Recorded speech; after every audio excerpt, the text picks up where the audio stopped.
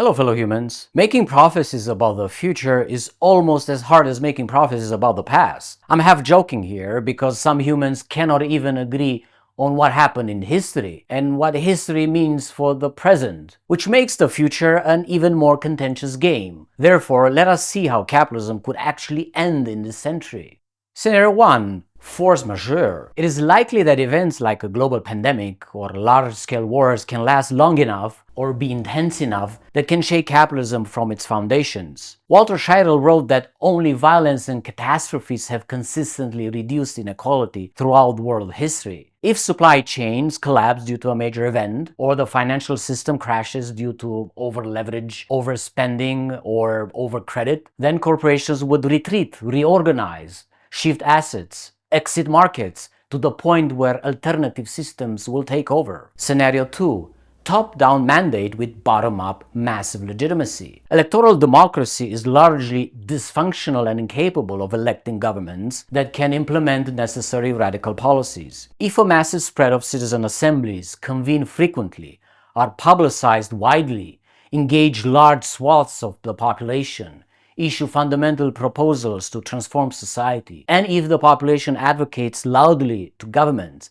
then maybe, just maybe, governments will be forced to implement those demands, including the transition from a capital-based economy to a well-being and democracy-based economy. Scenario 3. Ad hoc cultural shift that allows top-down mandate. The Occupy movement, using the "We are the 99% slogan, was riding a cultural wave of opposition to social and economic inequality. The movement fizzled out under that name. Protests against injustices continue to this day under many names. New movements, much better organized and better focused on policy, can gain traction, which will allow governments to implement policies that might have appeared politically impossible. Phasing out the stock market, establishing housing as a human right, enacting ecocide laws, and so on. A bundle of radical policies can effectively phase out capitalism. Scenario 4. Loosely organized movements reach critical mass. Movements of post-capitalist and anti-capitalist practitioners and activists, such as the voluntary simplicity or degrowth, can increase in visibility and adoption. Once they reach a critical mass, these movements would put a serious pressure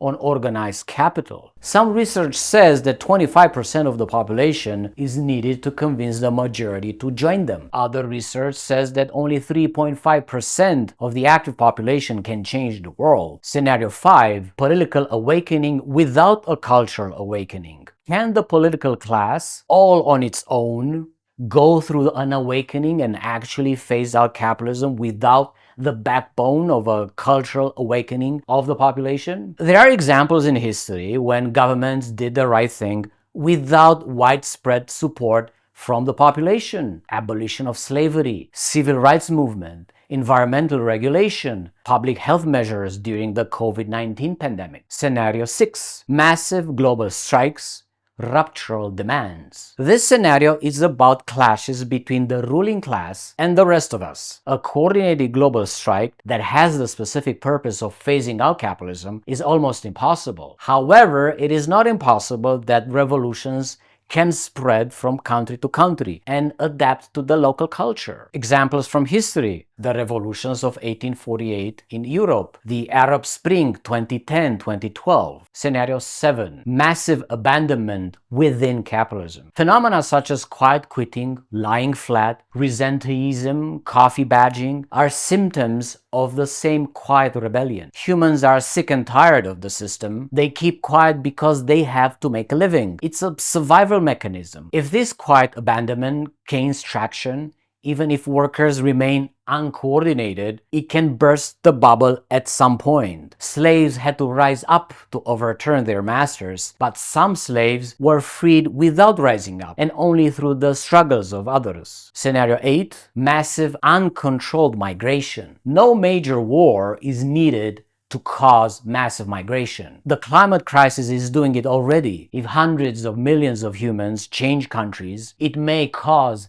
an unprecedented chain reaction. Scenario 9. Several tipping points reached simultaneously and cause system collapse. This scenario blends a bit of everything. Climate tipping points are being breached. Poverty is increasing despite the lies coming from governments and venture capitalists. Tension over natural resources and territories is increasing. The nuclear arsenal is not being reduced. Energy demand keeps going up. These are just a few straws in the bundle of possible tipping points. Complex societies collapse all the time. Who's to say capitalism will exist forever? Thank you for watching. I hope you learned something. If you can, please support me on Patreon to make these videos possible. Until next time, be well and increase the peace.